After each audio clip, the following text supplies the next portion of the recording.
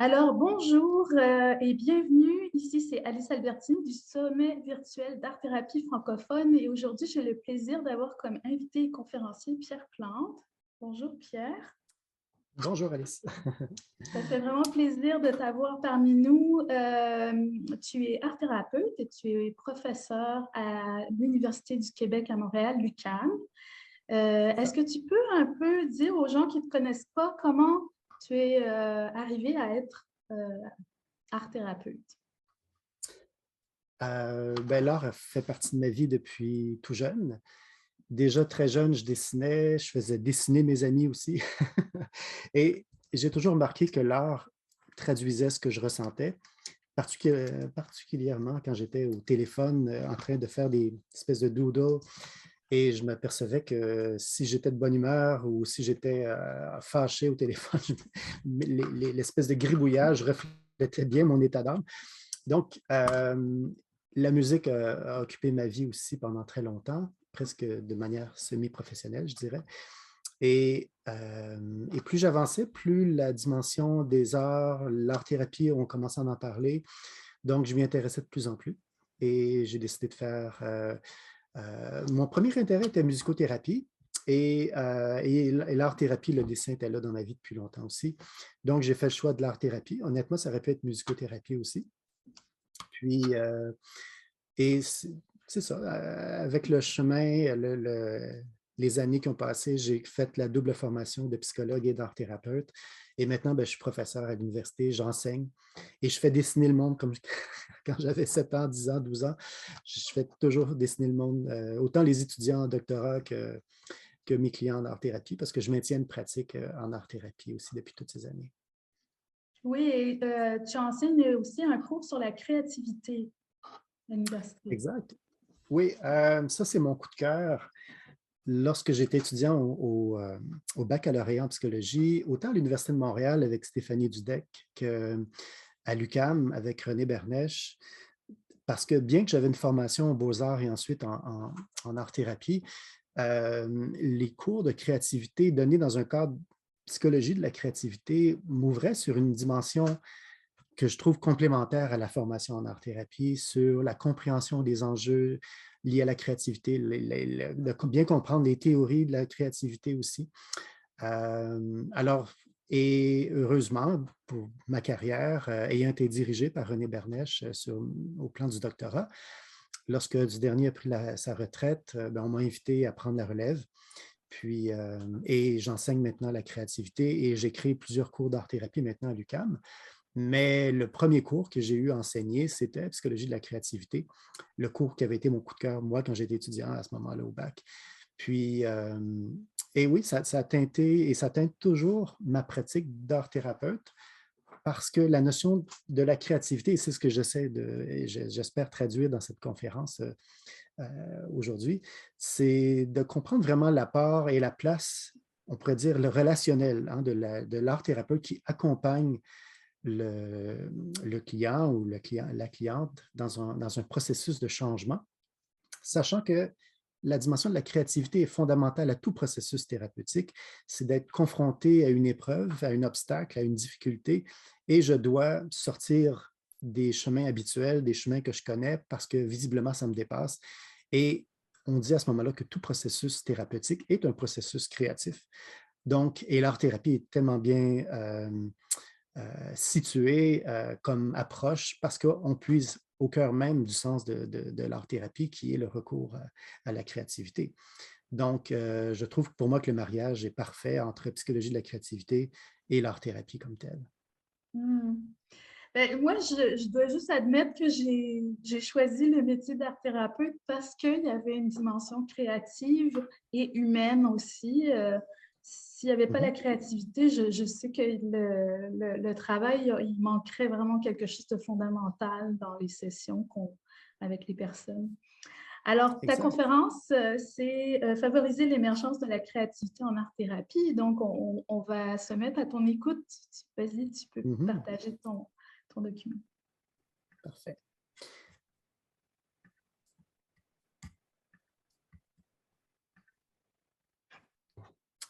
Donc, une dimension essentielle ce que je vais vous offrir, c'est vraiment de prendre conscience de deux niveaux en même temps, dans le sens que de comprendre le processus créatif de la personne que vous accompagnez. Et j'espère aussi en même temps que vous puissiez être à l'affût de vous-même comme individu, sachant que vous êtes un individu créateur. Mais on a tous une manière fort différente d'être créatif et on peut à la fois bien accompagner la personne avec qui on travaille, on peut être un frein au processus créatif de la personne avec qui nous collaborons, travaillons,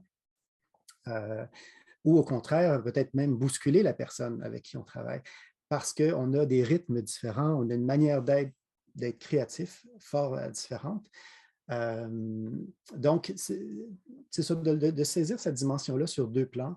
Comment accompagner quelqu'un, comment être sensible à son processus, où elle s'arrête, où elle est bloquée, où sont ses difficultés, mais d'avoir conscience aussi face à soi-même comme individu, parce que oui, on peut avoir un effet sur ce parcours-là.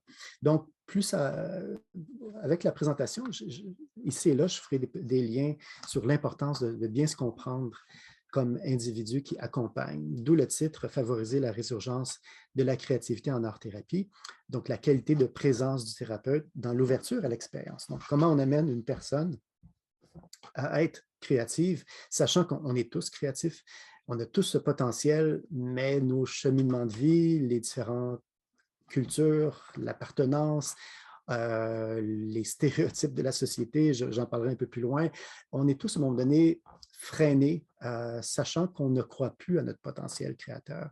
Donc, comment aider la personne à dépasser certaines de ces difficultés? Et le travail de l'art-thérapie, entre autres choses, c'est une de ces dimensions fondamentales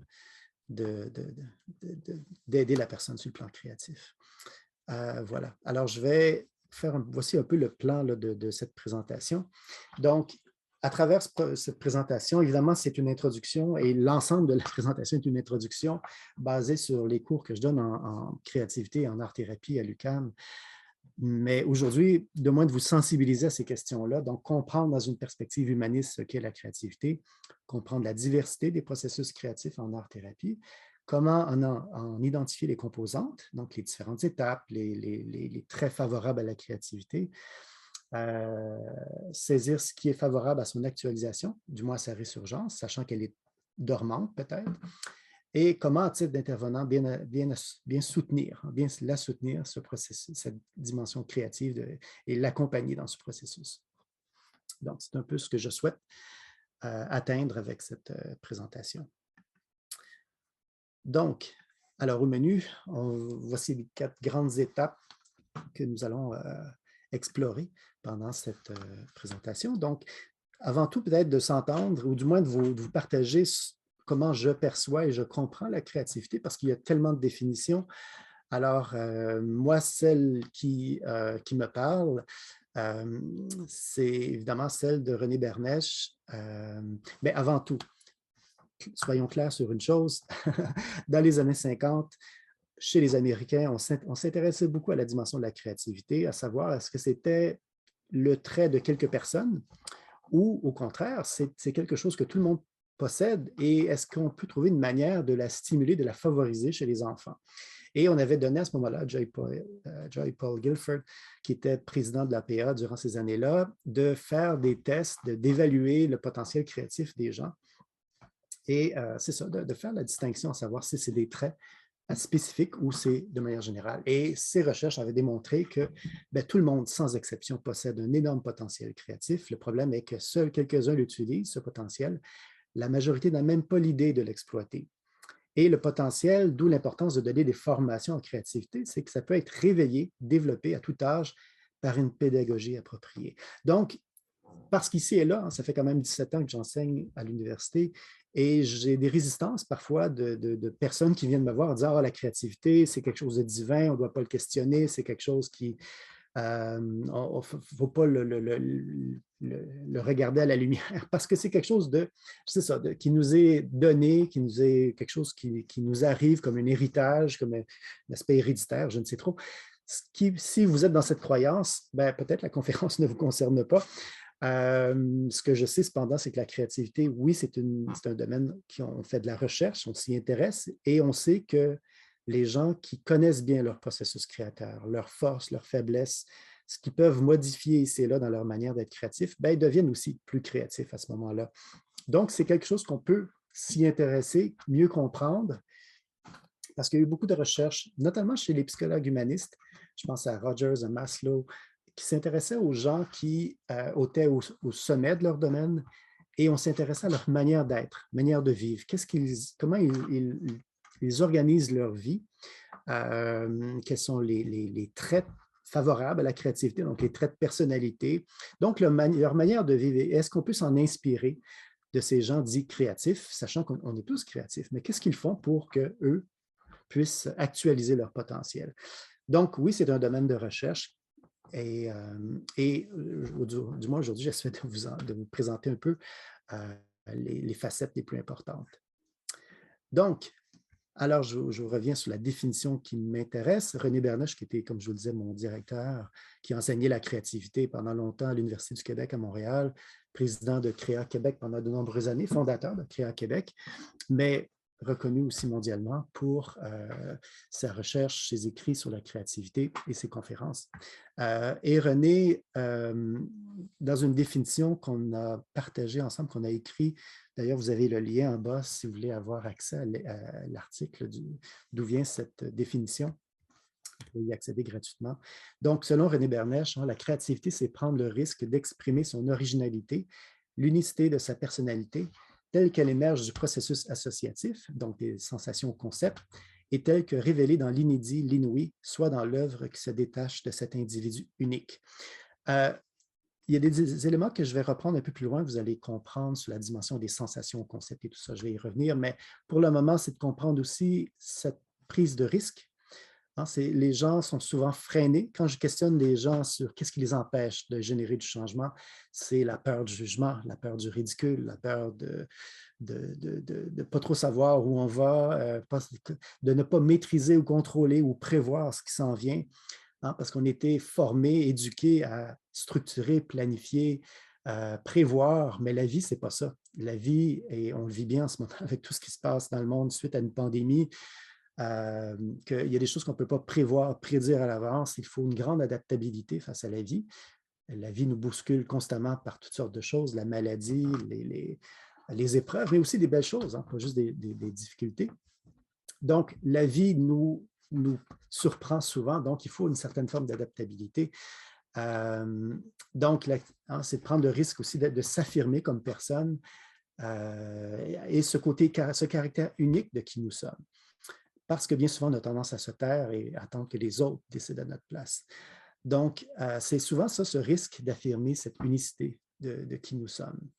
Et bien souvent, en thérapie, c'est ce qu'on va faire. On va inviter les gens à traduire, eux, comment ils voient les choses, comment eux perçoivent, et ce serait quoi leur idéal face à des situations difficiles, parce qu'ils ont bien souvent tendance à s'en remettre aux autres et même parfois à espérer que le thérapeute réalise les choses à leur place, mais c'est un autre sujet. Donc, je dirais que, du moins, la conception de la créativité qui m'intéresse, moi, comme chercheur, comme enseignant, comme thérapeute, c'est cette vision-là. Parce qu'on peut avoir tendance à percevoir la créativité sous un seul angle, celui des processus cognitifs, je vous dirais.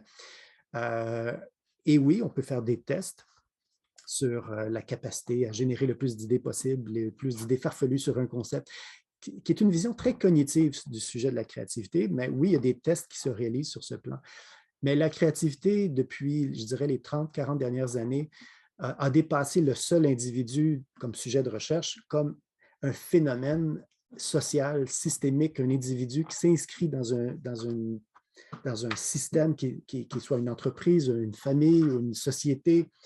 Il y a tout un zeitgeist, on pourrait dire, autour du potentiel créateur d'une personne pour qu'elle puisse s'émanciper. Parce que seule une personne, bien qu'on peut avoir de bonnes idées, parfois ça peut être difficile de réaliser ou de s'actualiser comme personne. Donc, c'est un système aussi. C'est une vision très systémique, en fait, aussi, ce que je veux dire.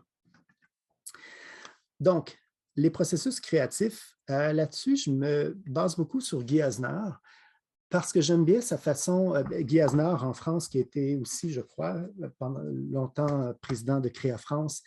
Et ce que je trouve inspirant de sa façon de parler de la créativité, c'est justement, c'est pas se limiter qu'à l'aspect cognitif de la créativité, mais il regroupe ça selon 3 grandes dimensions, donc énergique, dynamique et sensible. Je vais vous expliquer un peu en quoi ça consiste, parce que je trouve que ça permet d'englober vraiment plusieurs dimensions de la créativité que seuls, entre autres, comme je vous disais, les testings cognitifs ne permettent pas d'aller chercher, parce que c'est beaucoup plus que ça, la créativité, que juste des jeux d'association d'idées, que je pourrais associer plus à l'imagination que de la créativité, en fait.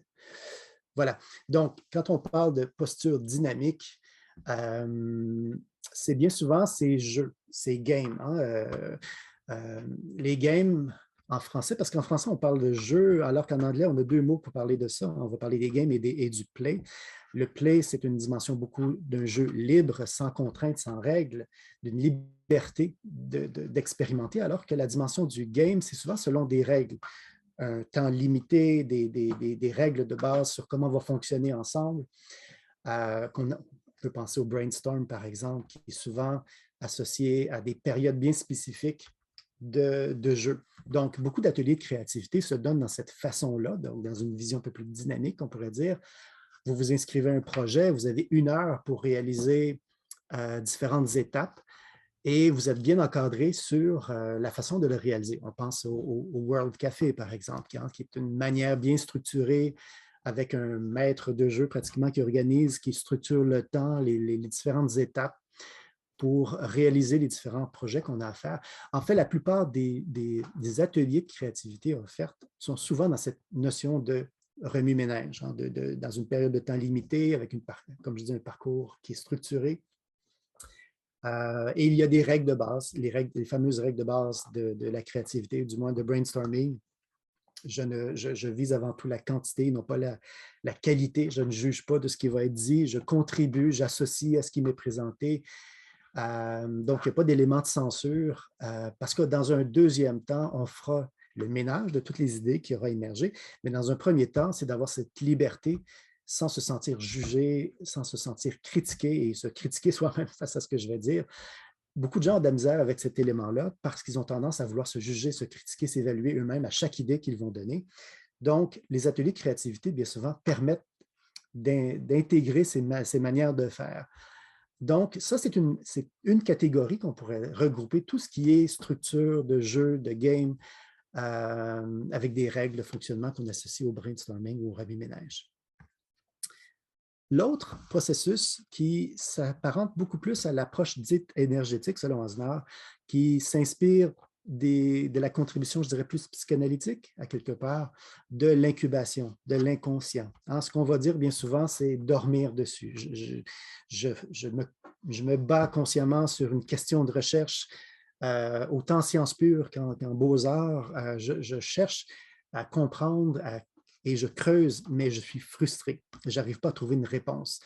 Et bien souvent, ce qu'on va dire, ben, je vais décrocher, je vais dormir, je vais faire des activités qui demandent un peu d'être sur le pilote automatique, donc conduire sa voiture, prendre une douche, prendre une marche et laisser les rêves diurnes prendre l'espace, se laisser rêvasser en fait. Donc, c'est un mode un peu plus passif.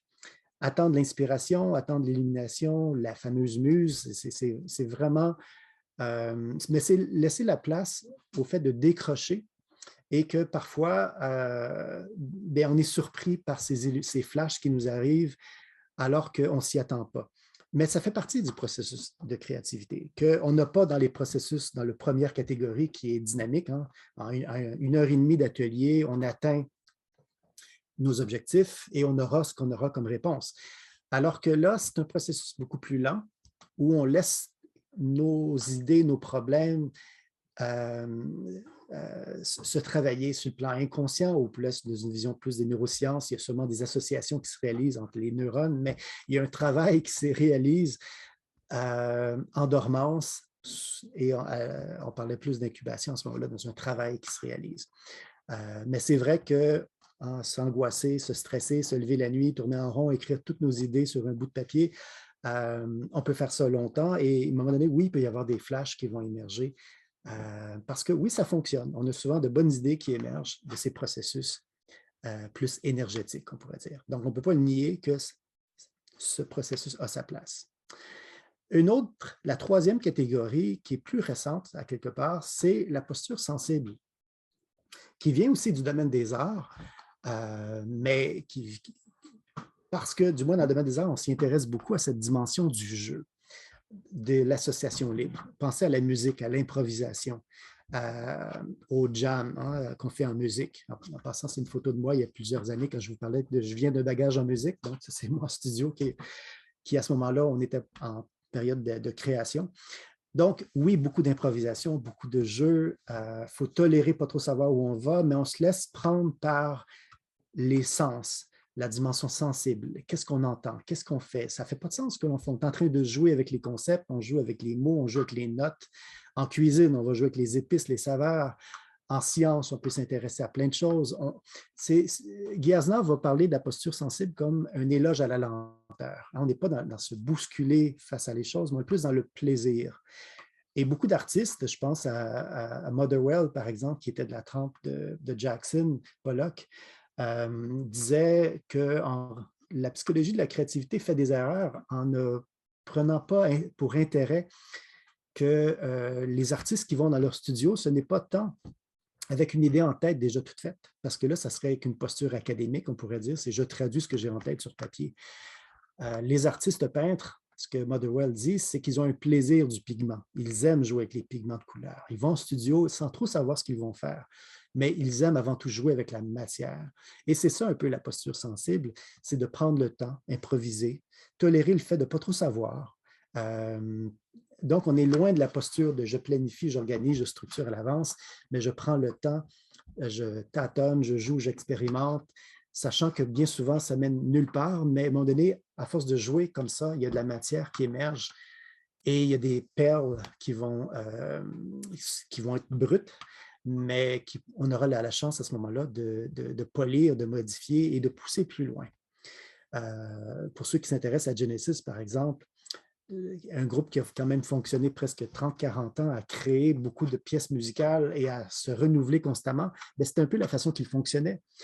Ils enregistraient des heures et des heures d'improvisation et lorsqu'ils s'assoyaient pour contempler un peu tout ce qu'ils ont fait, ils identifiaient à la minute près, à la seconde près, des moments où il y avait quelque chose d'intéressant et ensuite ils prenaient ces extraits-là et en faisaient des pièces qu'on connaît par la suite, qui ont été enregistrées. Mais leur processus de création, c'était beaucoup d'improvisation. Alors, ça, c'est les trois grandes catégories qu'on peut regrouper dans les processus créatifs. Et comme je vous disais, la créativité, si on s'intéresse qu'à la créativité sur papier, faire du testing de créativité avec des questions, savoir la capacité à jouer avec les concepts, la posture sensible ne fait pas partie de ça.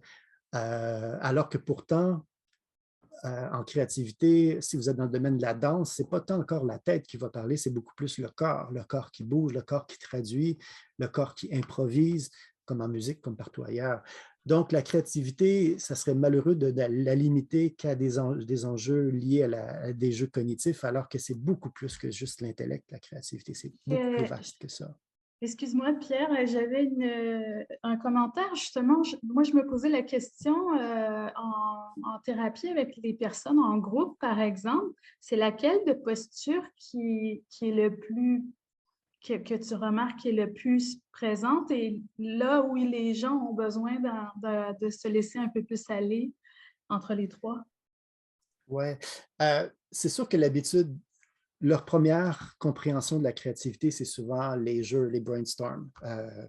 C'est ce qu'on connaît le plus.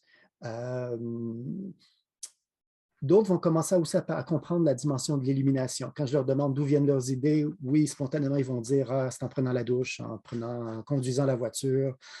Ça, c'est le deuxième niveau, on pourrait dire. Mais la posture sensible, ça, les étudiants avec qui je donne des cours, entre autres, ou en art-thérapie avec les clients, ça, c'est quelque chose qu'il faut les introduire, reprendre plaisir et on peut associer ça à la dimension des processus en art-thérapie ou le jeu avec la matière.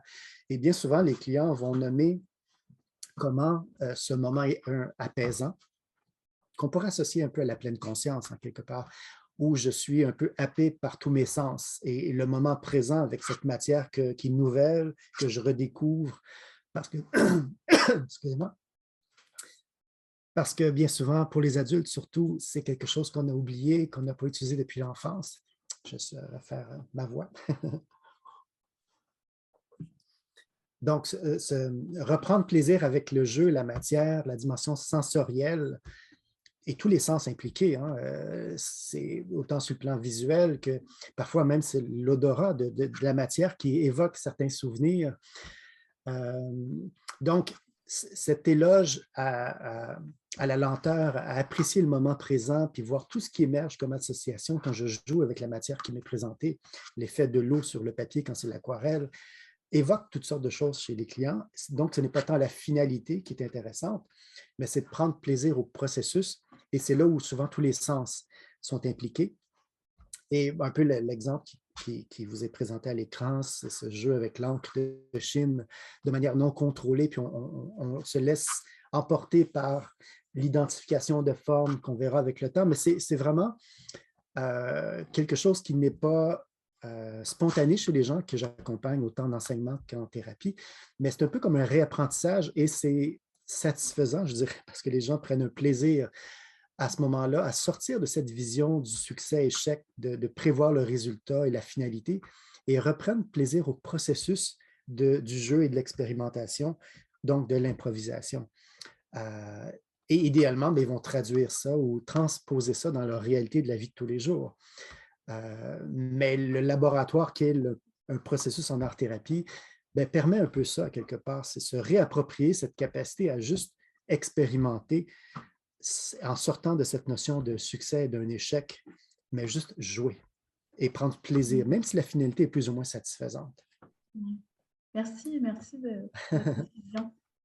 Je te laisse continuer. Et ce qui est intéressant avec les ateliers que je réalise avec l'argile, par exemple, où on peut faire des projets même les yeux fermés, et je pense à Judith Rubin qui a une magnifique vidéo sur l'art-thérapie, bien qu'on peut penser que c'est des arts visuels, mais son vidéo où elle offre un atelier aux enfants aveugles, alors qu'eux utilisent les médiums arts visuels, mais c'est quand même associé à leur imagination et comment eux perçoivent dans leur imaginaire leur toucher, la dimension tactile, olfactive, leur sens qui alimente l'imaginaire. Et donc, ils jouent de la même manière que n'importe quel enfant. Et ils apprécient, bien que visuellement, nous qui accompagnons et qui voyons ce qui se réalise, entre guillemets, ça ne fait pas nécessairement de sens parce que nos yeux sont trop importants, alors que pour eux, dans leur imaginaire, la dimension des sens, encore, alimente leur image et stimule leur imagination et les histoires qu'ils vont créer. Donc, aussi fou que ça peut paraître, l'art-thérapie s'offre auprès d'enfants qui seraient à ce moment-là avec un handicap au niveau de la vision. Donc, cette dimension sensorielle a beaucoup de sens dans cette idée d'alimenter la créativité des gens, d'alimenter des façons différentes de voir aussi. On va aborder quelque chose, et c'est la première fois que je fais ça. J'ai expérimenté ça ce matin avant de faire ma présentation. Donc, alors, imaginons cette voiture et je vais vous parler des traits favorables à la créativité. Donc, il nous faut des bonnes roues pour avancer. Donc, une première roue qu'on va associer à ce que Carl Rogers parle de centre d'évaluation interne. Les traits favorables à la créativité chez les individus qu'on peut observer autant chez soi que chez le client qu'on accompagne, c'est est-ce que cette personne a une forme d'autonomie intellectuelle? Dans le sens que, oui, est-ce que je suis en mesure d'évaluer moi-même mes projets? Dans le sens que j'entends ce que les autres ont à dire sur ce que je fais, mais j'ai la sensation que, et je ce désir bien que je vous entende approuver ou désapprouver ce que j'ai à faire, mais j'ai quand même le désir de le réaliser. J'ai le sentiment que je dois faire ce chemin, réaliser ce projet. Donc, c'est une façon aussi d'affirmer ou d'assumer son unicité. Hein, c'est de résister à la pression sociale, qui est bien souvent une forme de conformisme. L'organisation de son temps, bien souvent, va dire aux gens, bien, on dort la nuit, puis on travaille le jour. qu'est-ce que c'est d'être un homme, d'être une femme dans notre société, donc le poids des stéréotypes. Bien souvent, est-ce que moi, en tant qu'individu, qui serait passionné d'un sujet, d'un domaine, mais si en étant homme, on perçoit ça comme étant plus féminin comme domaine, est-ce que je vais me priver de me réaliser et d'aller dans ces domaines qui m'intéressent? Inversement pour les femmes. Donc, le poids des stéréotypes, de cette pression au conformisme peut parfois nous brimer dans des choix qu'on va faire. Bien souvent, moi qui donne des cours et qui invite les étudiants à choisir des thèmes, des sujets de recherche qui les intéressent, ils vont constamment venir vouloir faire valider leur projet. Et la première réponse que je vais leur dire, c'est « si je te dis non, qu'est-ce que tu fais? » Et c'est là de voir comment ces personnes réagissent en disant est-ce que j'ai trop de poids dans ta décision à ce moment-là? Est-ce que je vais te brimer dans ton élan créateur si moi je te dis cette idée-là fait du sens ou pas de sens? C'est un peu une façon pour amener la personne à prendre conscience du poids des autres dans leur choix. Et en thérapie, c'est clair qu'on s'intéresse à cette question parce que bien souvent, des gens ont construit leur vie, ont construit leur projet dans le désir ou dans l'obsession ou l'objectif de faire plaisir aux autres et s'oublier eux-mêmes et réalisent plus tard qu'ils ont construit leur vie que pour satisfaire les idéaux, les besoins des autres et se sont oubliés un peu comme personne dans tout ce projet. Quand on parle d'introversion et extraversion, c'est bien souvent, on s'intéresse à la créativité. Oui, c'est bien le savoir-faire.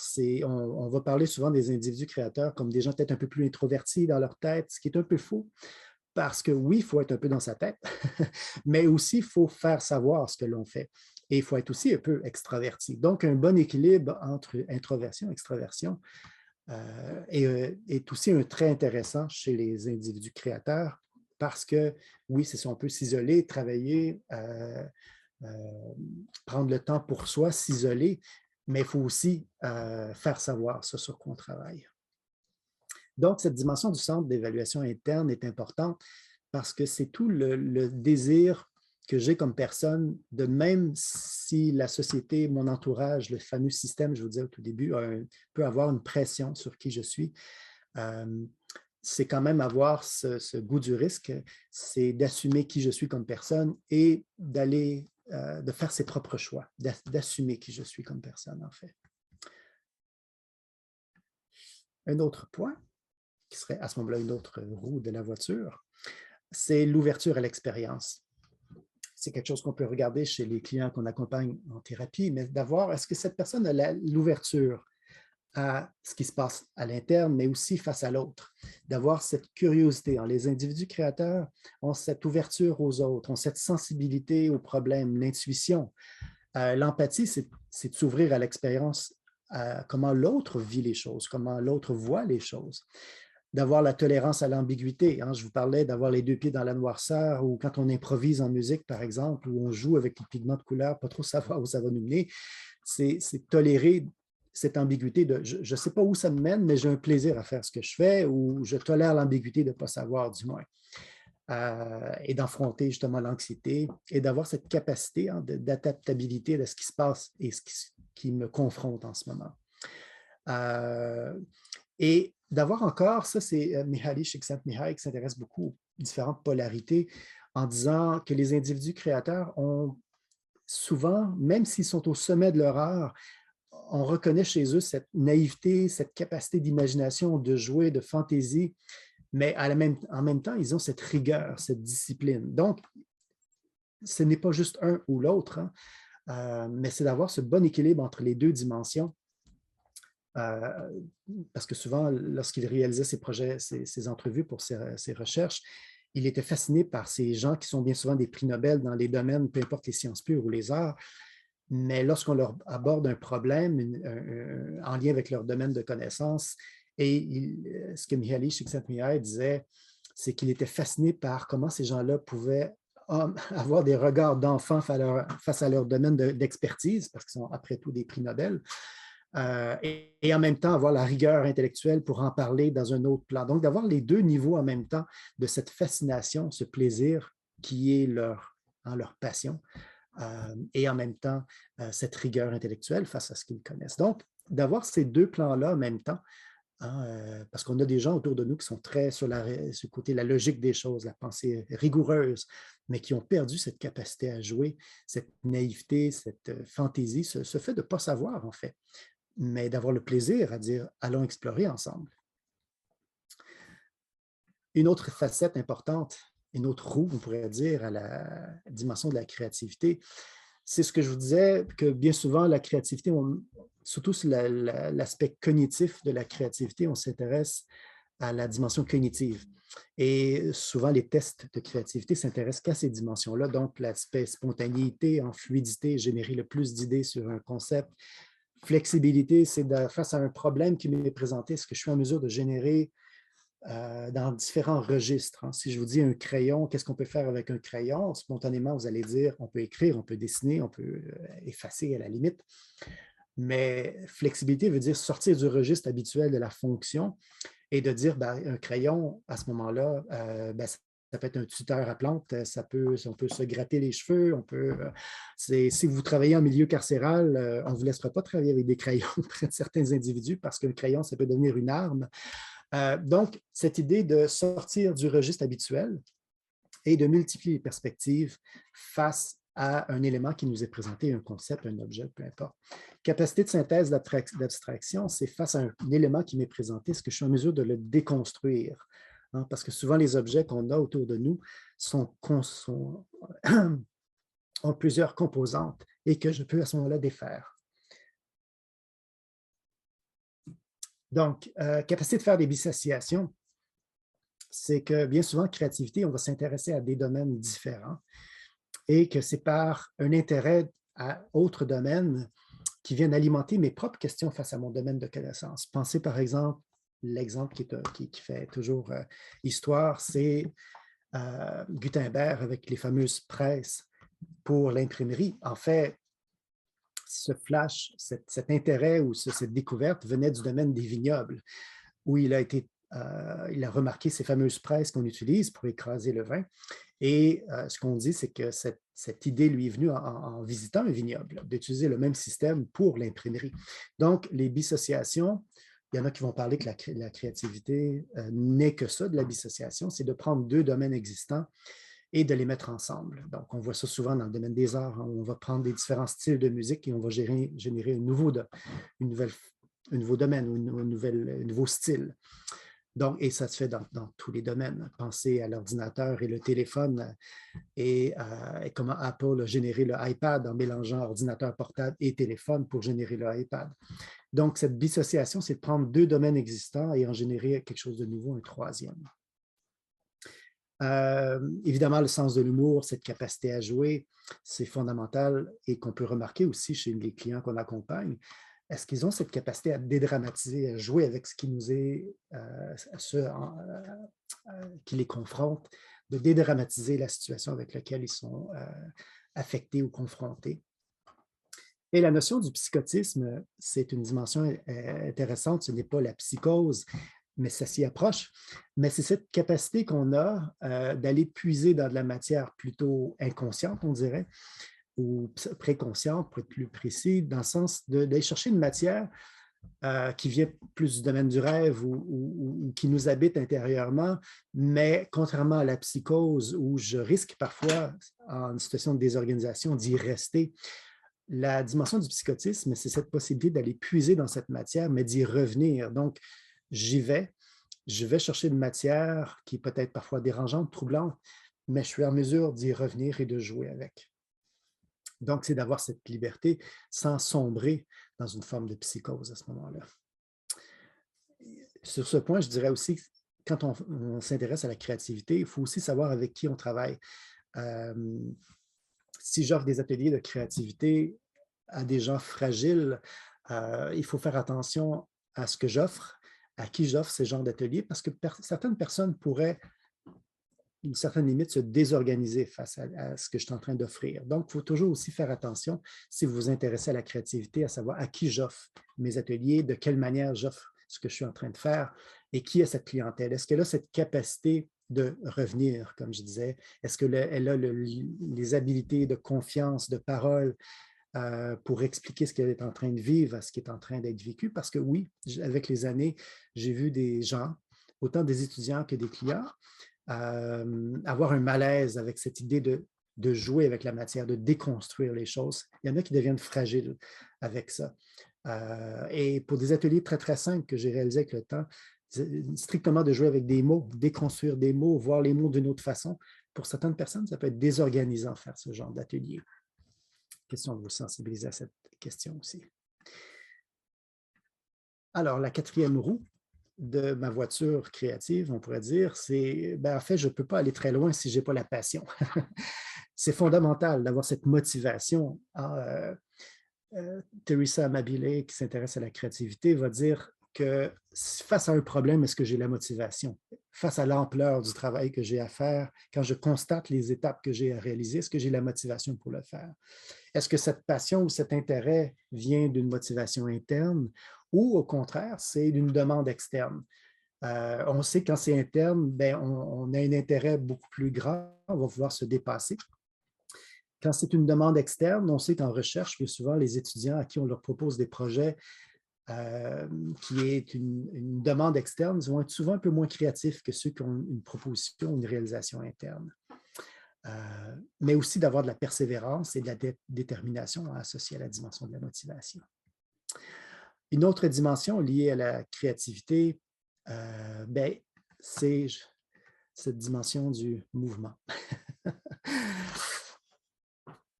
Donc, l'importance du mouvement, en fait, c'est ce que Mihaly Csikszentmihalyi va dire, c'est oui, de rester en mouvement, c'est de ne pas rester bloqué sur un seul projet.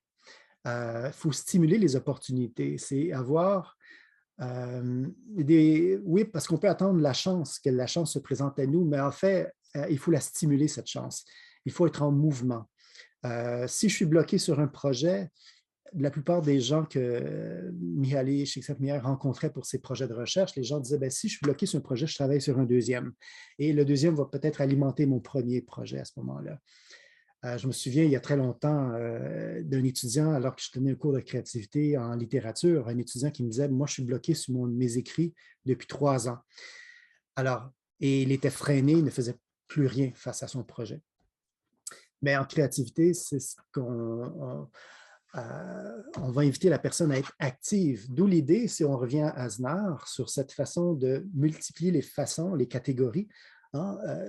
Est-ce que c'est en jouant avec des jeux, des méthodes, des brainstorms, des jeux structurés, peut venir alimenter ma façon de voir le problème, générer des nouvelles idées? Est-ce que c'est, oui, dormir dessus sur une vision un peu plus dynamique? Ou à ce moment-là, de revenir dans une posture un peu plus sensible d'improvisation, de jeu avec le problème qui nous est présenté. Donc, multiplier les façons, les différentes catégories liées à la créativité peut nous aider parfois à dépasser des freins. Parce que visiblement, cette personne à qui je pense, quand je vous dis, il fait 3 ans qu'elle est bloquée sur son roman, était en incubation à ce moment-là et attendait l'illumination qu'elle arrive un jour. Mais il y a d'autres façons de débloquer ces freins par d'autres moyens, d'où l'intérêt pour les processus créatifs et les d'autres façons d'être créatif, en fait. J'avais une petite question. Oui. À propos justement du mouvement, donc quand il y a des étudiants qui ont un blocage, est-ce que c'est pertinent de leur faire complètement changer de modalité, justement?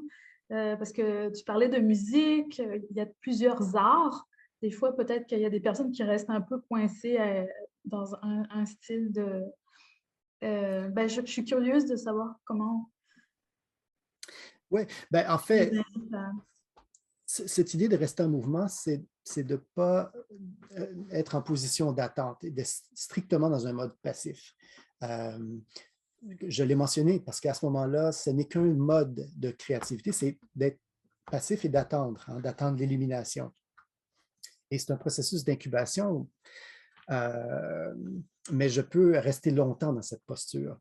Mais le fait de sortir, oui, ça peut être d'aller dans différents registres, dans cette idée de dissociation, c'est d'aller voir autres domaines. Alors, comme tu le mentionnes, Alice, à ce moment-là, c'est peut-être d'aller voir d'autres modalités d'expression. Mais si mon projet de recherche, mon travail, mon frein, il est en sciences pures, ben, oui, s'intéresser sur le plan des sciences, aller voir d'autres domaines de connaissances. En fait, c'est cette dimension des traits favorables à la créativité, c'est d'avoir cette curiosité. Sortir de ma façon de voir les choses. Est-ce qu'il n'y a pas une autre manière d'essayer d'alimenter? Parce que intérieurement, inconsciemment, je suis toujours frustré par le fait de ne pas avoir trouvé une réponse et que consciemment, j'utilise les moyens habituels de fouiller les bases de données si je fais de la recherche. Je creuse consciemment sur le plan des arts parce que je travaille toujours de la même manière. Mais est-ce qu'il n'y a pas, en sortant de mes habitudes, en faisant autre chose, en explorant d'autres façons de voir les choses, est-ce que j'alimente consciemment et inconsciemment? Parce que oui, l'individu créateur, hein, René Bernet, je disais, c'est un peu la personne qui est un peu inattentive, qui va sortir du garde-robe avec le crochet encore pris à ses vêtements et qui accroche des informations parce qu'inconsciemment, on est happé par ces éléments-là parce que ça nous habite toujours. On est toujours en quête de répondre à une frustration qui nous habite et qu'on cherche constamment à répondre. Même si c'est en dormance, on est toujours à l'affût de quelque chose qui pourrait venir donner une réponse. Et le fait de faire des activités différentes, d'expérimenter des choses différentes, continue à alimenter cette marmite pour que finalement, il y aurait des idées qui vont émerger. Mais l'important, c'est de rester en mouvement et non pas rester passif à ne rien faire. Et en créativité, cette notion du mouvement, c'est bien souvent ce qui fait toute la différence chez des individus qui se sont actualisés dans leur potentiel, parce que les gens rencontrés dans différents projets de recherche qui sont au sommet de leur domaine d'expertise vont souvent dire, tu sais, dans mon domaine, il y avait des gens même plus talentueux que moi, mais j'étais là au bon moment. Bien, en fait, j'étais là au bon moment, c'est parce que je suis sorti de la maison et j'ai décidé d'aller voir des gens.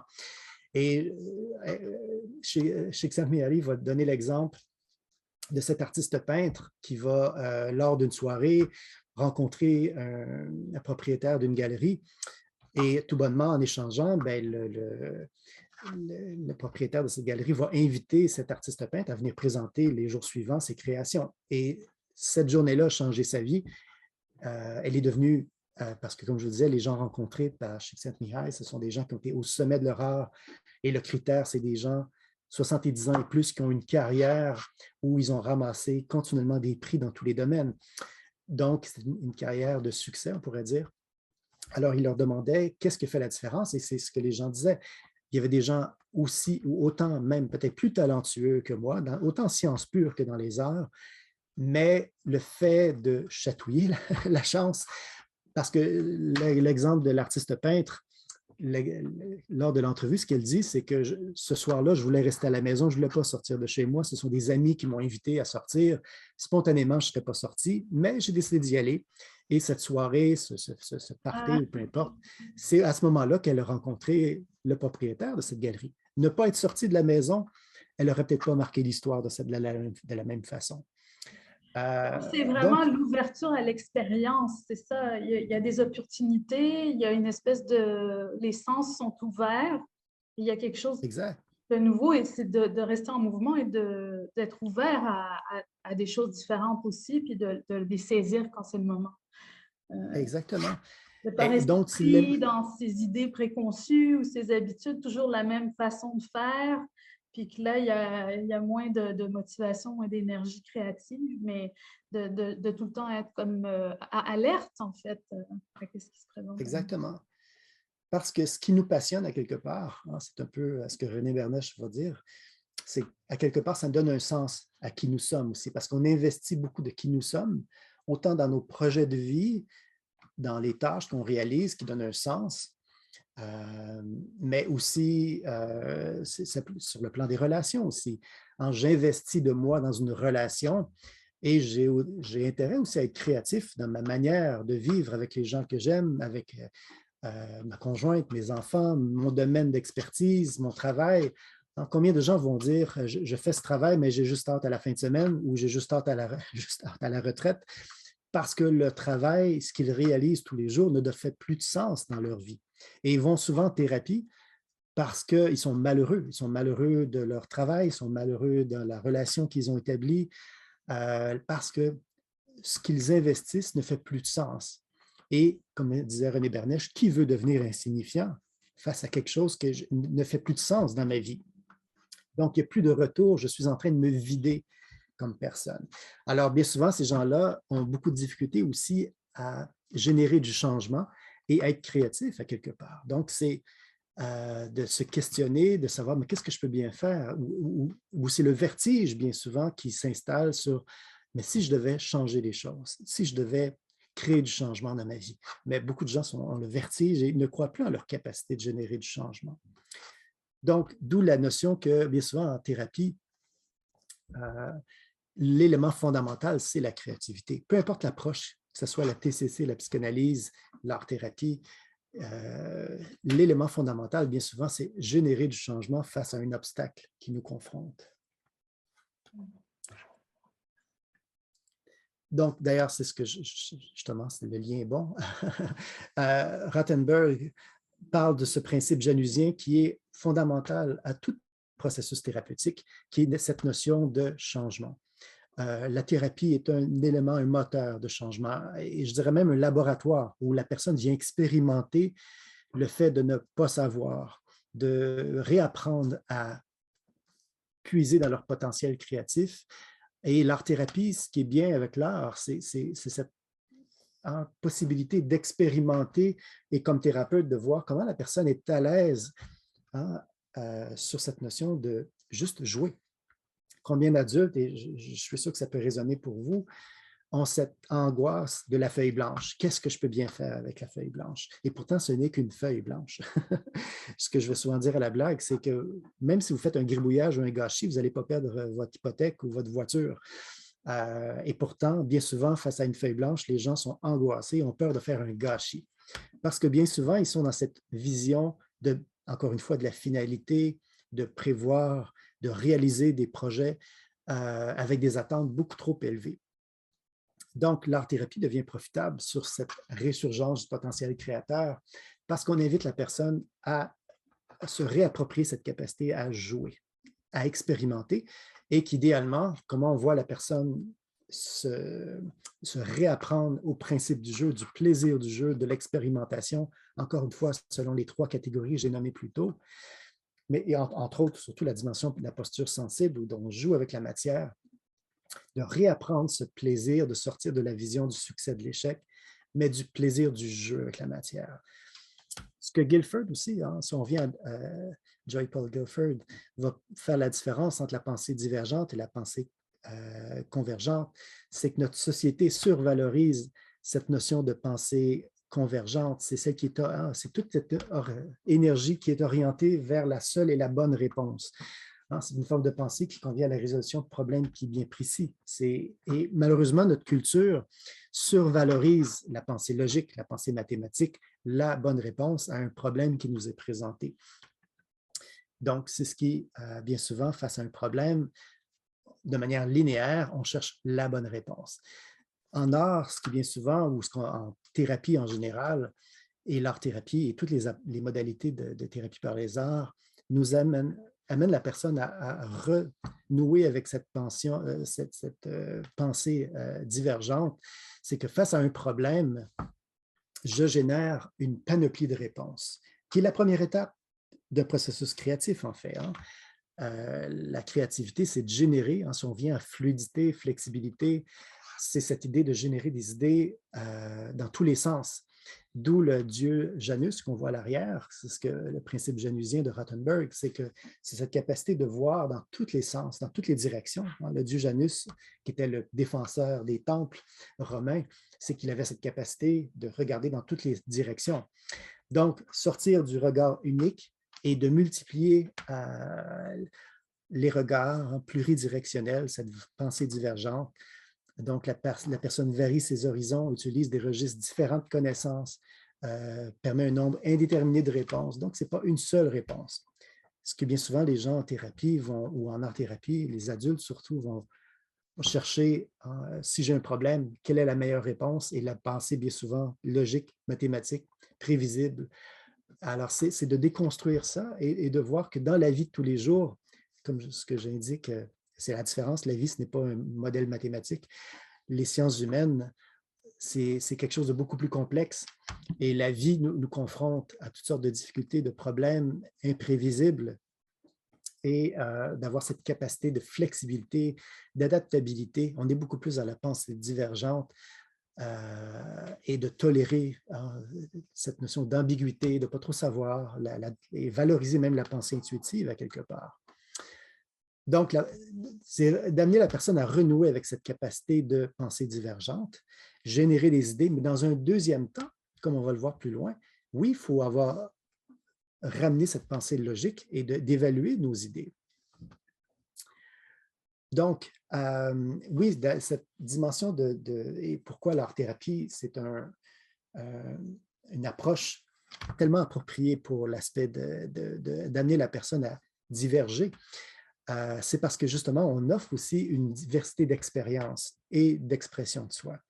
Donc, que ce soit par la dimension kinesthésique, sensorielle. Alors, ici, j'ai un exemple dans mes cours que je donne sur l'usage de l'argile, les yeux fermés, où la personne génère, sur le plan de l'imaginaire, toutes sortes de représentations qui émergent de l'aspect tactile, sensoriel, mais aussi le corps, hein, parce que l'argile, c'est aussi au niveau du corps que ça se traduit. Et je peux faire le lien aussi avec l'approche ETC, l'Expressive Therapies Continuum, où on utilise ces différents registres, mais qui est tout à fait approprié sur le plan de la créativité à ce moment-là, sachant qu'on a une variété de modes d'expression et qu'on invite à ce moment-là le client en thérapie à explorer ces différents modes d'expression de soi, aussi face à un problème qui me confronte, donc de l'exprimer pas tant de manière logique, avec les mots habituels que bien souvent je connais déjà, mais comment traduire une problématique sur le plan kinesthésique, par exemple, et quelle forme ça pourrait bien avoir. Sur le plan perceptuel, affectif, hein, de jouer avec les liquides à ce moment-là, où c'est bien souvent plus associé à la dimension affective, émotive, des couleurs. Et est-ce que ça aussi, ça peut aider la personne dans sa capacité à traduire le ressenti? Évidemment, on ne va pas mettre de côté tout ce qui est cognitif. Ici, c'est l'aspect perceptuel, hein, face à un jeu de couleurs, de formes, ensuite sur un plan gestalt, on pourrait dire, de donner une forme à l'image qui se présente devant moi et d'y identifier des objets ou des personnages imaginaires. Donc ici, à partir d'un gribouillage, un éléphant triste a émergé et l'éléphant triste a des histoires à raconter. Et bien souvent, ces histoires à raconter font écho à ce qui nous habite aussi comme personne. Donc là, on rejoint la dimension plus symbolique, métaphorique, qui est aussi un autre mode d'expression de soi. Faire des créations à partir de recyclage, par exemple. Ou à ce moment-là, d'utiliser des masques et de créer des histoires autour de ces masques. Donc, on utilise différents modes d'expression, de communication qui nous amènent à voir le problème qui nous habite, qui nous écorche. Et est-ce qu'il n'y a pas une autre façon de résoudre le problème? De voir comment l'imaginaire, comment les jeux, les différents modes d'expression, comment traduire un problème de manière fort différente.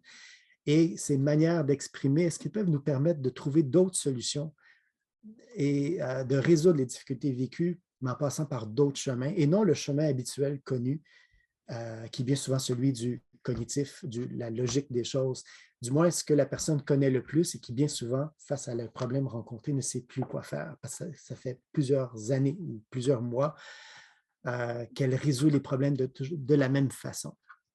Donc, on invite la personne à traduire autrement ce qu'elle vit. Donc, d'utiliser le potentiel humain que nous avons, d'utiliser des registres fort différents face à les problèmes qui nous confrontent. Et l'art-thérapie, bien, a cette capacité à tous ces niveaux, comme vous le voyez à l'écran, de puiser dans ces différents registres, d'affronter les problèmes vécus. En terminant, les différents processus créatifs. Je vais y aller très rapidement parce que ces dimensions-là nécessiteraient d'être expliquées en profondeur parce qu'il y a beaucoup de modèles théoriques sur les différents processus créatifs, mais je vais y aller très rapidement sur les classiques, on pourrait dire, donc de Graham Wallace, qui est une façon de parler de la créativité qui est pratiquement centenaire maintenant, qui a été raffinée par la suite. Mais on pourrait toujours parler de la créativité en deux temps, entre ce qui se passe sur le plan de la tête, au niveau de l'imagination, et sa traduction dans la réalité, sur le plan de la création. Souvent, j'entends parler des gens qui parlent de leur créativité en disant « je suis créatif », mais bien souvent, on s'aperçoit qu'ils sont plus imaginatifs que créatifs, dans le sens qu'ils ont beaucoup d'idées, mais ils sont incapables de traduire ça dans la réalité à ce moment-là. Mais les processus créatifs, bien que ce soit non linéaire, comme mentionné en haut, oui, on est confronté à un problème sur lequel je vais me préparer, je vais chercher de l'information, je vais creuser pour essayer de résoudre le problème envers quoi je suis confronté. Encore une fois, peu importe les domaines qui m'intéressent, que ce soit les sciences pures, les arts, en thérapie, les gens qui sont confrontés à un problème, ils vont essayer de trouver une façon de résoudre leur problème. Oui, il peut y avoir une période d'incubation, je vais dormir dessus, je vais laisser les insights, les flashs, les éliminations apparaître et avoir finalement, est-ce que je vais traduire ça dans la réalité? Est-ce que je vais, après avoir évalué mes idées, est-ce que je vais les traduire, les vérifier, les communiquer, les réaliser, ces projets? Évidemment, tout ça va nécessiter de la motivation à différentes étapes. Selon Teresa Amabile, quand on voit un problème, quand je vois, suite à la recherche, ou quand je vois sur le plan de la réalisation ce que j'ai à faire, est-ce que j'ai la motivation? On revient au trait favorable à la créativité. Est-ce que j'ai les connaissances aussi à différentes étapes pour réaliser? Je peux avoir en tête une symphonie, mais est-ce que j'ai les aptitudes d'écriture pour écrire 150 instruments associés à ma symphonie? J'ai peut-être l'image en tête, mais je n'ai peut-être pas les connaissances pour la faire. Est-ce que je dois m'associer avec des gens qui ont les connaissances pour obtenir les idées? Et est-ce que j'ai les habiletés aussi? On revient quand je vous ai présenté la voiture et les différentes roues. Est-ce que je suis apte face aux problèmes qui me présentaient? Est-ce que je puise suffisamment dans ma capacité à jouer avec les concepts, à transformer, à décortiquer? Et c'est là, bien souvent, le travail en thérapie où on va amener la personne à essayer de voir autrement le problème, d'être un peu plus flexible face au problème qui m'est présenté.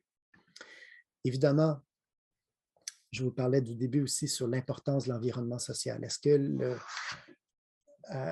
que l'environnement, la famille, le milieu de travail, la société à laquelle j'appartiens favorise mon émancipation ou est-ce qu'elle va plutôt me freiner, me critiquer, me juger? Parce que bien souvent, les gens en thérapie peuvent dire « mais tu sais, je ne suis pas créatif, on m'a toujours dit que je ne suis pas créatif, ou mes idées ne font pas de sens, ou je n'ai pas ma place, ce n'est pas mon rôle. » Alors, est-ce que j'ai le sentiment d'appartenir à un groupe, à une famille qui me soutient et qui m'amène à me dépasser? Je vais y aller très rapidement. Ma psychanalyse, si on s'intéresse à Didier Anzieux, c'est à peu près le même principe aussi. On va y avoir une régression au service du moi. Donc, on va aller puiser à l'intérieur dans des enjeux un peu plus, je dirais, préconscients et inconscients dans cette matière qui émerge de nos rêves pour aller saisir cette matière, faire des prises de conscience. Parfois, ça peut être dérangeant, troublant parce qu'on touche à de la matière pour laquelle on n'est pas toujours à l'aise et parfois, ça peut complètement nous déranger et parfois nous troubler, même nous freiner. Je pense à des gens avec qui j'ai travaillé en thérapie.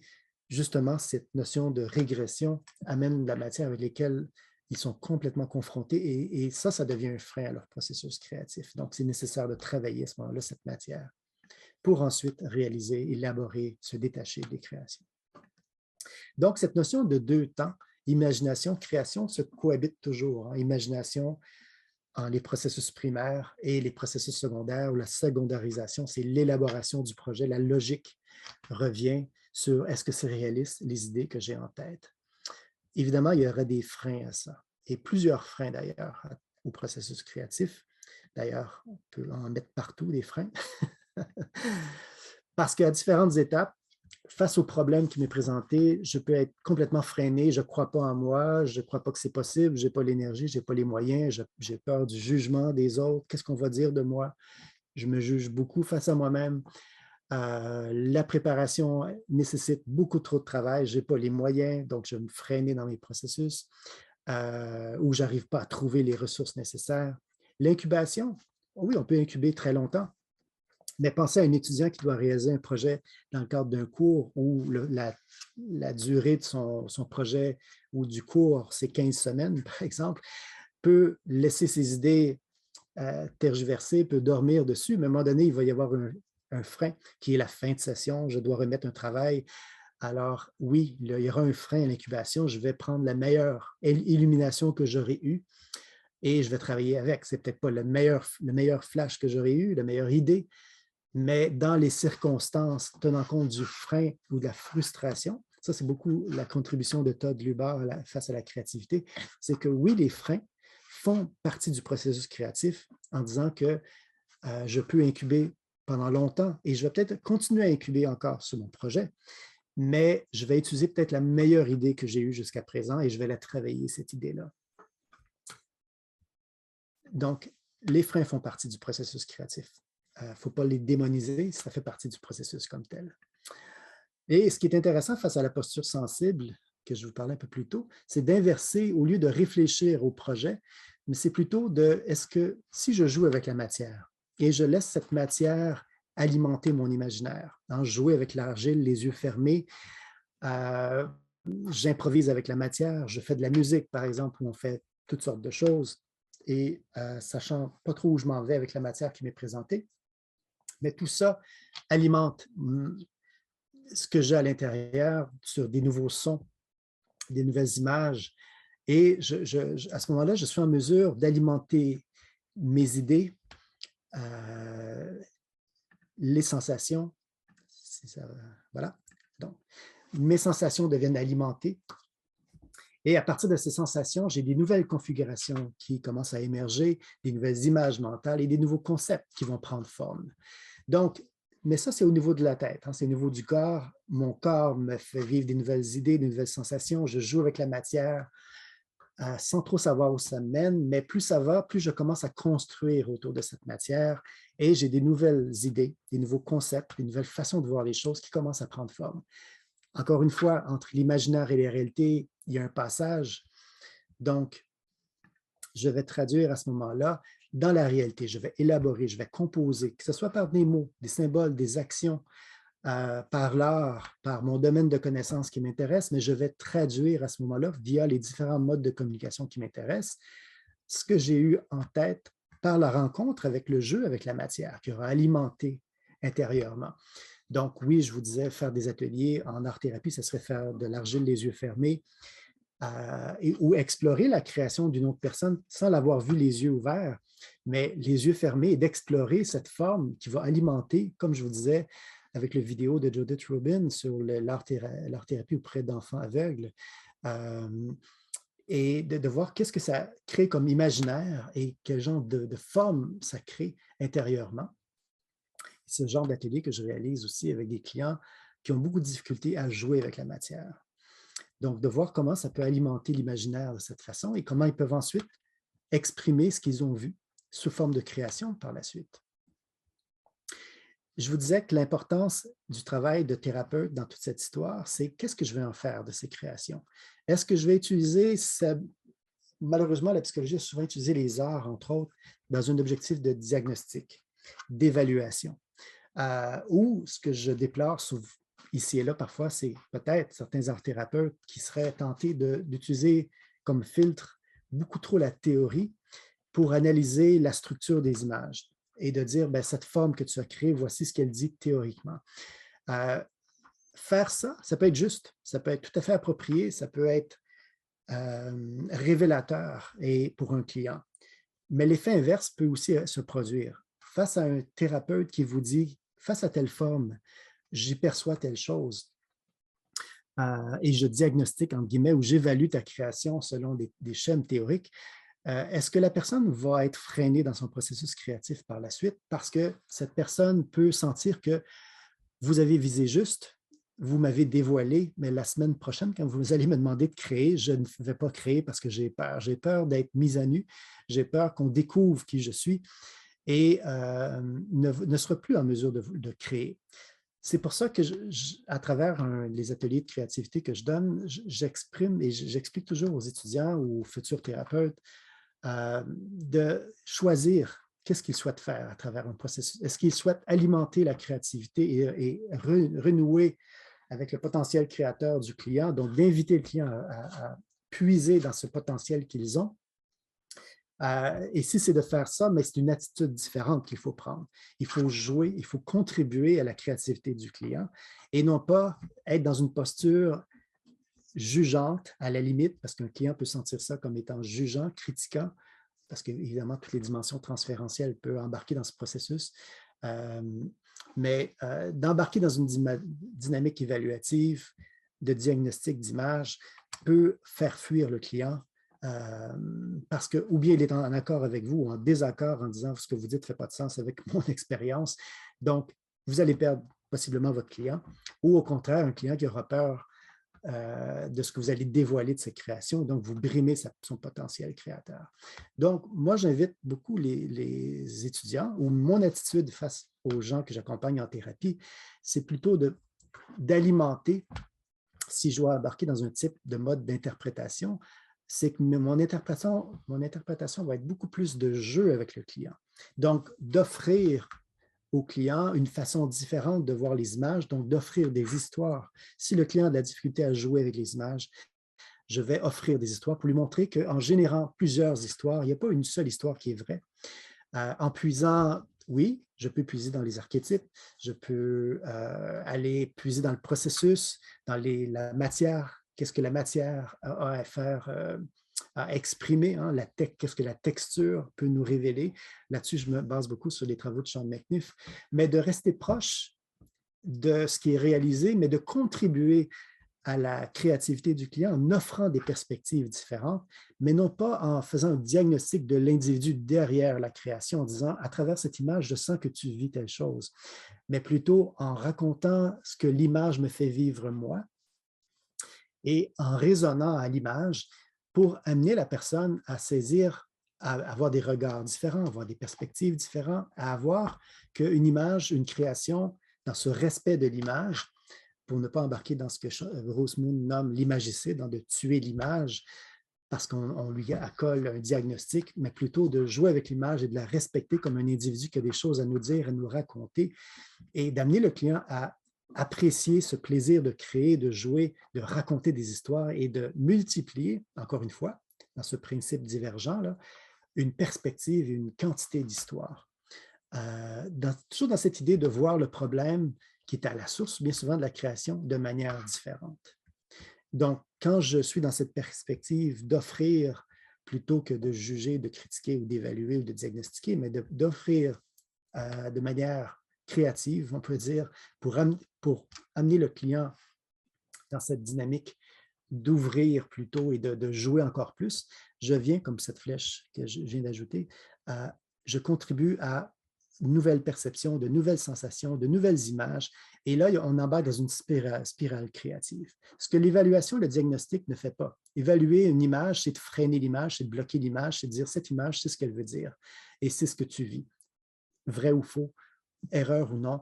À mon avis, je n'aide pas la créativité de mon client quand j'embarque dans cette dimension de diagnostic et d'image.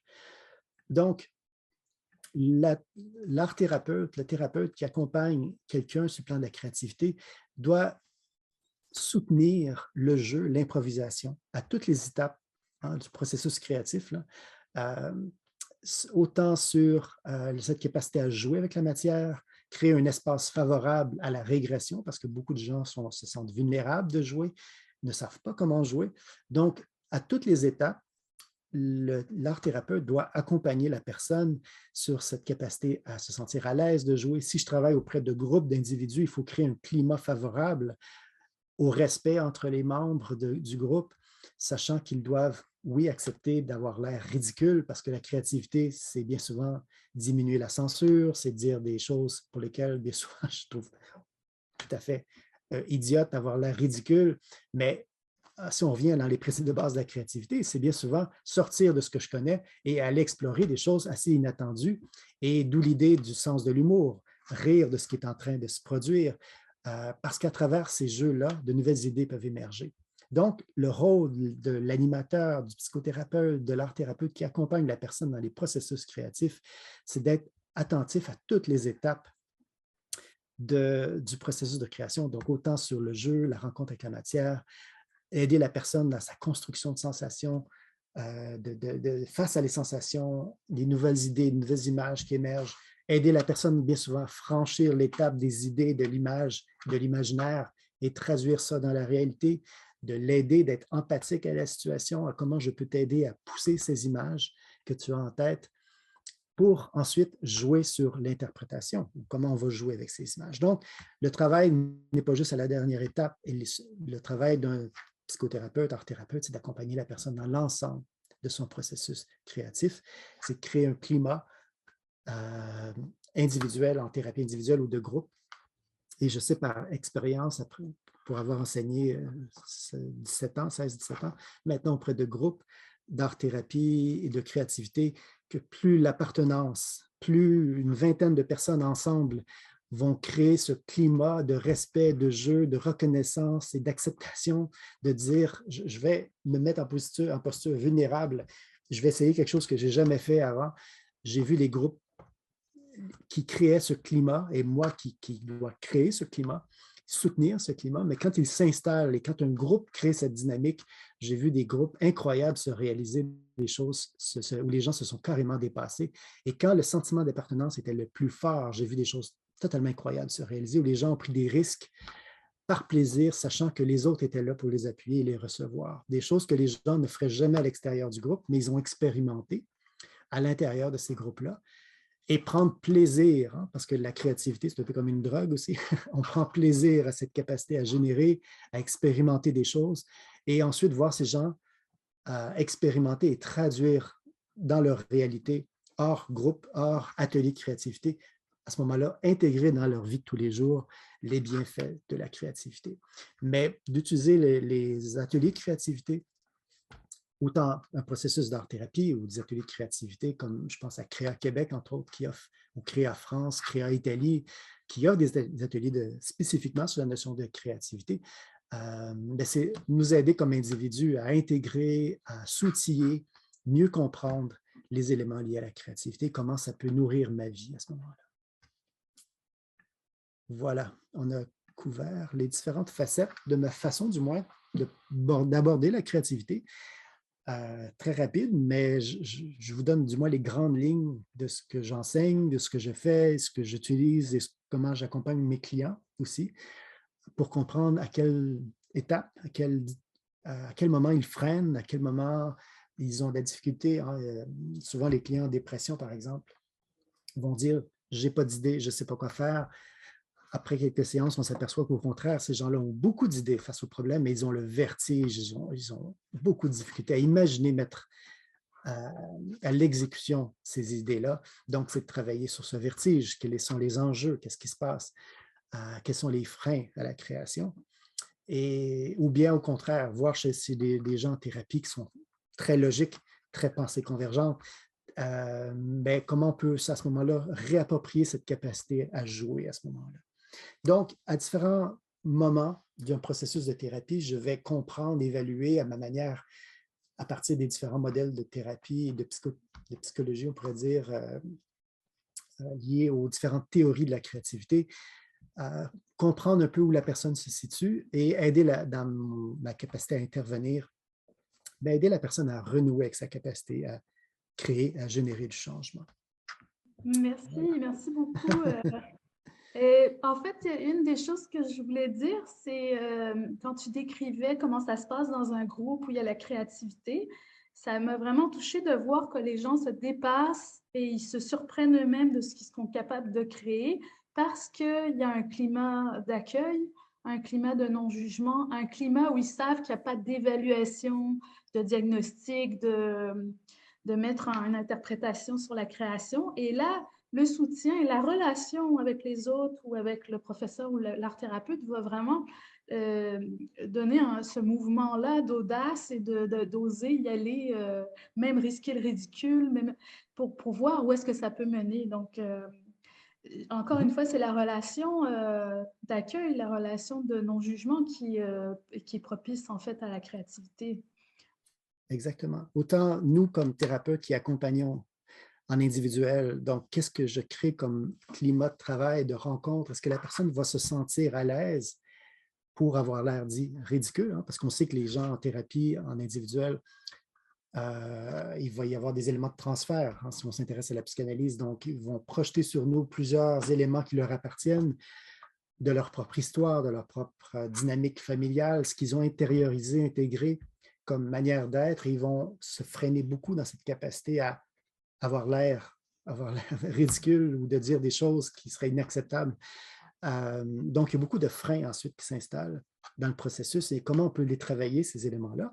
Mais dans le travail de groupe, c'est la même chose. Les étudiants, quand je leur demande ce qui les empêche de créer, l'élément central, c'est le frein. Les freins, la peur du jugement, le regard de l'autre, la crainte du ridicule, c'est les pièces fondamentales qui empêchent les gens de se laisser aller, d'explorer et d'expérimenter de la nouveauté. Et souvent, dans mes cours, ce que je vais leur demander de réaliser comme projet final de session, c'est un projet sur une matière qu'ils ne maîtrisent pas, qui ont souvent rêvé, imaginé faire un jour, mais qui ne se sont jamais donné l'opportunité ou la chance d'expérimenter. Donc, tous les étudiants partent du même pied. Ils vont tous devoir présenter devant les autres une matière qu'ils ne maîtrisent pas et ils vont expérimenter pour la première fois. Mais sachant que tous vivent ça et que je travaille avec eux sur cette notion de créer un climat favorable à ce que ça se produise, ce que je sais, les étudiants qui vont dans mes cours, qui me redonnent des évaluations de fin de session, ils vont m'expliquer qu'une chance que le groupe était supportant parce que sans ça, je ne me serais jamais dépassé. Et ça, c'est quelque chose qui revient. Mais c'est vraiment la tâche d'un animateur en créativité ou d'un psychothérapeute ou d'un art-thérapeute de créer ce climat favorable à cette capacité à générer du changement. Ouais. C'est ça, on est vraiment à l'opposé de tous les cours d'art où il y a une maîtrise technique, il y a un jugement esthétique ou des choses comme ça. On est complètement de l'autre côté du spectre pour laisser la place aux sensations, à l'expérimenter, expérimenter l'imprévisibilité, l'ambiguïté, les choses avec lesquelles on n'est pas habitué, justement. Et là, on découvre je dirais cet élan créatif, la créativité et son mouvement, la créativité qui trouve des solutions et qui font vivre aux personnes un processus de changement dans leurs difficultés, en fait. Tout à fait. Les gens peuvent avoir le sentiment que ce n'est que du jeu et que jouer, ce n'est pas sérieux. Surtout les adultes qui sont éduqués, élevés, que perdre son temps, hein, ça ne fait pas de sens. Il faut que tout ait un sens, une orientation, une réponse, que ce que je fais donne un résultat. Les adultes, en majorité, ont perdu cette capacité de voir que le jeu, au contraire, c'est sérieux. Le jeu peut être une bonne manière de s'équilibrer comme personne, mais de trouver des réponses et d'être créatif face à des problèmes sur quoi la logique n'a aucune capacité de répondre. Du moins, elle n'a pas réussi à offrir des réponses valables. Alors, c'est bien souvent pour certains adultes, c'est de redécouvrir le sens du jeu et de l'importance du jeu dans leur vie que faire des ateliers de créativité. Parce que oui, souvent, et René Bernèche qui donnait ses ateliers de créativité, bien avant moi, on parle de 30-40 ans, si on remonte dans le temps, il ressentait ce jugement de collègues un peu plus axés sur la science pure, la psychologie dans sa vision très, très scientifique du sérieux de la psychologie, et de voir que la créativité comme des ateliers où on n'a que du plaisir. Et au contraire, de voir des étudiants qui disent dans les évaluations finales, on m'avait dit que que je pouvais m'amuser dans ce cours, mais je m'aperçois qu'au contraire, c'était le cours le plus exigeant parce que bien souvent, ça les met eux-mêmes à l'épreuve de se dépasser comme personne. Et ils s'aperçoivent qu'au contraire, c'est du jeu, mais c'est exigeant. Mais en tant que personne, oui, on peut s'actualiser et c'est beaucoup plus fondamental, en fait. Donc, ça a la dimension de la psychologie de la créativité a son importance dans la psychologie en général. Et comme je le disais, c'est fondamental à tout processus thérapeutique de toute manière. Merci infiniment. C'est un sujet pour lequel on pourrait parler pendant des heures et des heures. Il y a tellement de choses à dire. Merci. On va mettre en dessous de la conférence tous les liens des références dont tu parlais, les OK? articles, Créa Québec, Créa France et tout ça. On mettra les liens pour que vous puissiez en savoir plus, ceux qui nous écoutent. Pour terminer, est-ce qu'il y a des choses qui s'en viennent pour toi au mois de fin mai, juin, juillet, pour lesquelles tu pourrais partager si jamais tu veux? Euh, c'est sûr que j'enseigne les cours de créativité à l'UQAM. J'ai créé aussi des cours d'intervention par l'art, donc d'art-thérapie auprès des enfants, des adultes, des adolescents ou des bases théoriques liées à l'art-thérapie. Donc, des étudiants qui auraient un intérêt, ou même des professionnels qui auraient un intérêt face à l'art-thérapie, qui veulent suivre ces cours à titre d'étudiants libres, mais sous une base de professionnels, donc de psychologues, de psychothérapeutes qui ne connaissent pas l'art-thérapie, voudraient ajouter, ou du moins un intérêt face à ça. Donc, sans devenir un art-thérapeute, parce que ça nécessite à ce moment-là une maîtrise et une reconnaissance par l'Association des arts-thérapeutes du Québec, ou dépendamment d'où vous êtes. Mais c'est des cours que j'offre. Et je collabore aussi avec la CIAT, qui est à Vancouver, et qui offre des ateliers, des cours en ligne. Et moi, j'offre des cours, notamment en Thaïlande. J'ai fait aussi le Japon. Et je sais que c'est aussi un autre projet, que si c'est quelque chose qui vous intéresse, vous pouvez vous inscrire au programme et profiter de vacances. C'est des cours intensifs, donc en un mois. Vous pouvez passer, notamment en Thaïlande. J'ai donné, les 4 dernières années, je donne des cours là-bas.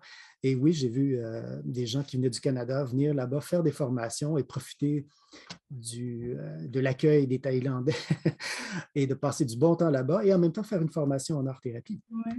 Ben, on en a parlé pendant la conférence de Lucille Proulx et puis OK? j'avais précisé que c'était nécessaire de quand même maîtriser l'anglais pour participer. Donc, ça va vous mettre dans l'inconfort. Si vous êtes francophone, vous ne maîtrisez pas de temps, venez en Thaïlande et vous allez être un peu dans cette zone où vous devez vous dépasser puis être un peu dans l'inconnu. Puis ça participe à la, à la, à la pédagogie. C'est ça. Sinon, ben, de mon côté, comme directeur à l'UQAM, je dirige en ce moment une douzaine de projets de recherche. Donc, il y a déjà plusieurs publications qui ont émergé du laboratoire et encore beaucoup de projets qui s'en viennent, donc de nouvelles publications aussi qui s'en viennent sur l'art-thérapie, la créativité, l'usage de l'art dans l'intervention. C'est ça, il y a plusieurs art-thérapeutes qui vont au doctorat faire des projets de recherche en art-thérapie avec Pierre. Exactement, oui. Merci infiniment, Pierre, pour cette incroyable conférence. C'était super intéressant. Moi, je pense que je vais aller lire quelques personnes que tu as citées parce que je trouve ça vraiment super intéressant.